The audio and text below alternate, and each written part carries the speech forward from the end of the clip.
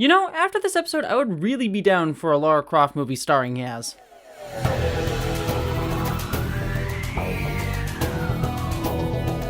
Hello, interwebs! I hope you're doing well, because it is time to review the penultimate episode of Doctor Who Flux! Survivors of the Flux! Like, doubling down on the Flux stuff here. Before we get the review started, two things. One, apologies if I look a little bit bedraggled right now. I literally walked into my door, like, 10 minutes ago. I just got back home from a flight where I was visiting family and friends from Thanksgiving, and I actually watched Doctor Who on the flight back, and I just had it kind of fresh in my mind, and I'm like, I don't want to get into dinner and kind of chillax. I still have all this, like, traveling energy, so I just wanted to get my review out to all of you, so apologies if I'm a little bit, like, discombobulated at the moment. Oh, and by the way, for those of you who aren't American and are confused what Teasgiving is, just assume that it's a holiday here in America where us trans femme folks perform a ritual to give testosterone to our trans masc friends, and then afterwards the trans mascs folks celebrate by giving us all a turkey. That's what the holiday is. Don't look it up. That's just what we do here in America. Also, jokes aside, before we get into the spoiler filled review proper. I swear this is going to be a coherent review, I promise. But before we get to that, just a quick reminder that the BBC, which helps produce and make this current season of Doctor Who, is also currently embroiled in a controversy surrounding an article that they put up that spread a bunch of misinformation about the trans community, as well as platformed a woman who literally called for the genocide of trans people. And while the woman who called for the genocide of trans people was removed from the article is still up, still filled with all of its misinformation, as well as no statement forthcoming from the BBC denouncing the woman who literally called for genocide of trans people. And if you want more information about that incident, there are two videos linked down below in the description that will give you more information, one by myself and one by my friend Council of Geeks. But with that all said, let's get into the fun stuff and talk about Doctor Who. Oh, also, so my cat, who has not seen me in a few days, is, like, desperately trying to get on my lap, so he's just going to join me for this review, or else he's going to be scratching at the door this entire time, because he's Miss Mommy, buddy. Yes, you have. I love you too, buddy. So you might hear him purring in the background. Not that I think any of you would be complaining about that fact, but he's here. Anyways, finally getting into the review proper here, this episode kind of continues the trend that we've seen this entire season so far, where every other episode is basically trying to tie together a bunch of disparate storylines to set up the next episode, which is usually more of a self-contained one. We saw that with the first episode, we saw that with the third episode, and this fifth episode is honestly no different. There's a bunch of different storylines going on here, some that work and some that don't work as much, but it's honestly doing a lot of exposition and heavy lifting to set up for presumably what the next episode will be, which will be a kind of a more self-contained, more directly straightforward narrative fitting into the story. However, while I have not liked the other two episodes that kind of fit this format within Flux so far, this one fares a little bit better for me for two reasons. One,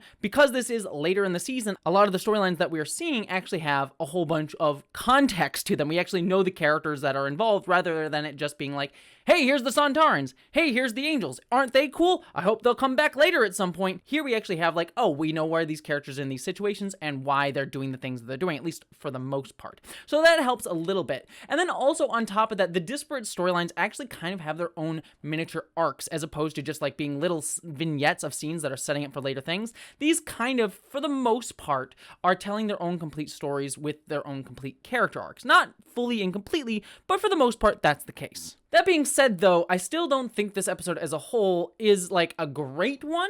It is doing a lot of exposition dumping, and some of the exposition and some of the explanations that this episode gives, especially towards larger ongoing stuff surrounding the Doctor and Division and the Timeless Child stuff, I don't love still, but at least it's a little bit more of a coherent narrative in and of itself, rather than it being, like, a bunch of disparate stuff happening that probably will work better in hindsight if we watched it all the way through, but as its own individual episodes makes it a hell of a lot weaker. But here, at least, it works a little bit better. And Newt very much agrees, right, bud? Yeah, you agree.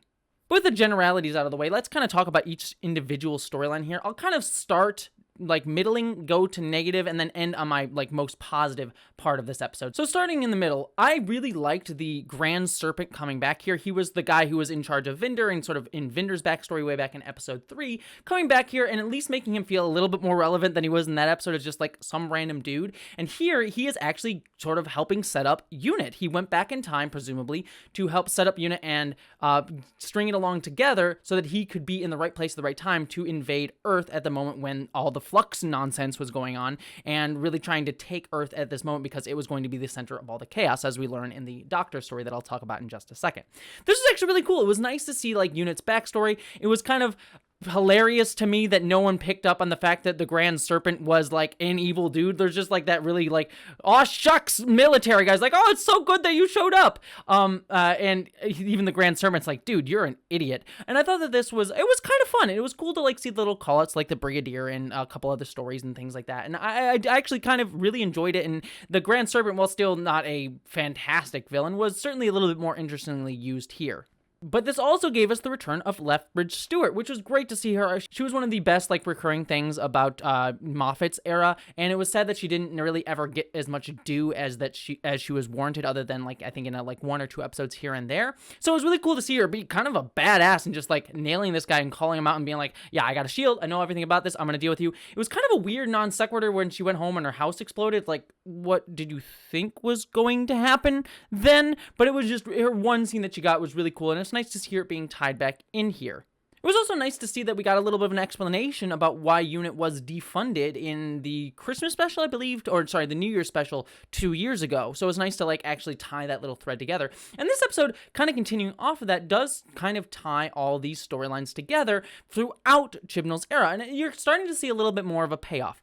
Now, whether or not that's good payoff or bad payoff is a different discussion, whether or not it's like a storyline that you even like. But we are starting to see in this episode a lot of Chibnall's era stuff sort of coming back around and finally getting like payoff here. Which, by the way, brings me to the Doctor, because the Doctor got turned into an angel at the end of last episode. Very cool. I also like that we basically learned that the entire reason that the angels did that was just to be, cruel, because the angels are cruel, and that's kind of their point. And so I kind of liked that little bit, but their entire point was to bring the Doctor to Division, as we see that she gets brought to this satellite where she meets this old woman who we saw back in, I believe, episode 3. And also an Ood, because fan service. I like Oods. Who doesn't like Oods? Oods are great. But this whole sequence brings us to what I'm going to call the exposition dump of Chibnall's era, where we basically learn that this old woman is Tactayun, the woman who found the Doctor, and as we learned in the Timeless Child, and we get confirmation that yes, hi Newt, that yes, the Doctor was an agent of Division, which was this sort of like Time Lordian thing that was made on Gallifrey, but it's basically expanded out beyond itself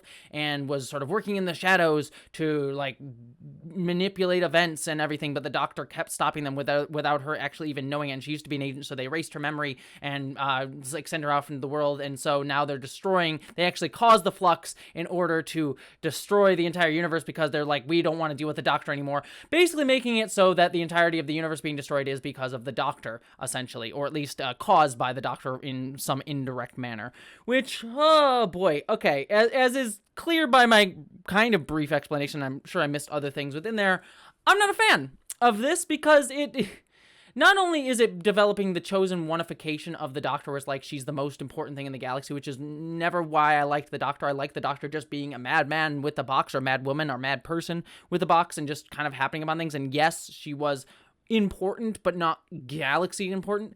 But now this is literally making like the entire galaxy being destroyed for the Doctor.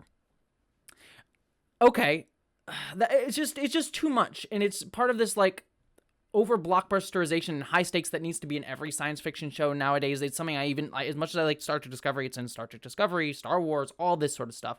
I'm tired of all this like big grand stakes caused by our main hero sort of thing.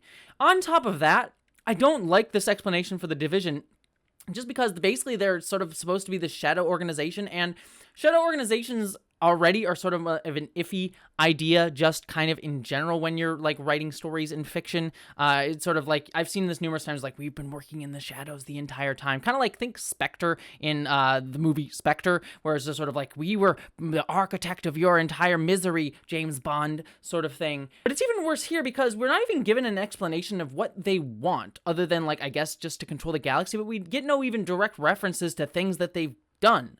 We're just sort of stated that like they existed, and I'm like, okay, what did you do? You're apparently like agents of all of time and space and doing weird nonsense, but I don't even have a context for like the things that you caused. And so it's just ultimately frustrating and just yada yada kind of nonsense that just is explaining all this. We're being told and not shown any of this stuff, and it's really deeply frustrating. The only thing that I actually liked out of all of this was the doctor's emotional reaction to it, and the emotional reaction to seeing her memories that we see. We get one of the watches, I forget what they're called, but the memory watches that doctors can use, that Time Lords can use, and it was cool to see that, and it was cool to bring that back in, and I liked her emotional reaction and anger at Tactayun for taking her away from her life and this whole thing, and Tactayun calling her out. Like, that emotional stuff between the two of them really worked. I wish it was with a character that we had more build up to in terms of actually getting to know her, other than like more backstory dumps that we had seen her in. And so like Tactayun is an interesting character conceptually in terms of her being like a pseudo mother to the doctor, but considering we've never really seen her other than just exposition dumps, it ultimately felt a little bit weightless. But I did at least appreciate the attempts to tell the emotion here. So which then brings us finally to the last part of the story, where we have Bell arriving at where Azure and the other evil dude who represents time, I even forget his name, showing up as, but then she gets torn away to help protect Earth by the dog people because of stuff that Yaz and everyone is doing, which I'll talk about in a second. They're the positive part of this episode. But then Vinder shows up on this place as well and discovers that, the Azure at all are, using people to sort of break out of the universe in order to reach division. And then Vinder gets captured and brought into prisoner, where he meets Dan's friend conveniently, because even though he's been put in prisoner, which apparently holds thousands and millions upon people, he's going to run into the one other person that has context for this episode because convenience. That was very frustrating. Ultimately, this is just plot stuff to get Vinder right back to being right next to the doctor, even though I just don't understand the point of Vinder, honestly, other than to like show us this stuff and have a guy be there. But ultimately, he's just ending up right back where he started, and ultimately makes his journey feel kind of superfluous, and also pulling Belle away. So now he's not even going to get to see her. And it's kind of a mess. His whole story is just kind of a mess. And you can clearly just see that they're there to just be mystery boxes and also explain some of the backstory stuff, which is not inherently a bad idea, but I just have no caring or emotional context for either of them. And then, of course, Azure and Evil Dude appear on the station and kill Tactayun, and is basically like, oh, we're here to stop you. The doctor, we're going to kill you next. That's the big cliffhanger of the episode. So all of that stuff that I just said was middling to negative, in my opinion. The stuff that I really liked here, though, was, and this is the thing I'm most positive on, was Yaz and Dan and Jericho basically just going off and having their own fun, like Indiana Jones time, globetrotting around the entire Earth in order to find the date of when their Earth is going to be attacked by essentially the Grand Serpent, as we learn elsewhere in this episode. And so I thought this was a lot of fun. I like seeing Yaz kind of on her own, doing her own thing, looking at the message from the doctor that apparently the doctor made in like the 2 seconds that she was gone. But it was also very sweet. I enjoyed a lot of the fun scenes that they got to have with each other. Like Jericho, Dan, and Yaz actually were just having a lot of fun in all of the little snippets, and like having people come after them, having the Grand Serpent's agents go after them. I think one of my favorite bits is when they go over and meet the Hermit, and he's just like, just kidding, and he's like asking for stuff that has been going on, like who kissed who. That was a lot of fun. Like the whole vibe of these sequences was a ton of fun, and I liked it sort of tying a little bit into the dog people protecting Earth, and they're trying to find Yaz, and he's trying to find Dan and protect Dan, and can't get to him because of time travel-y stuff. All that's really fun, but ultimately it finally brings us back to Tunnel Guy, who has been appearing in random episodes throughout the season at random points. And I just thought that he was caught up in the random nonsense of the Flux, just randomly appearing places like the rest of our characters were. However, I did really like this explanation that his tunnels, which apparently he was a real dude who really existed and just made tunnels under Liverpool for who knows what reason in real life. But apparently in Doctor Who universe, he's making tunnels to different places. And because of the Flux, it's caused it all to go wibbly wobbly, timey wimey. And he's trying to figure out the different destinations and places by going through these doors. Again, a little bit convenient that he's always just showing up in the places that our characters are, but maybe that's part of what the Flux is doing. It's directing him towards these places. But it was really, I liked this explanation.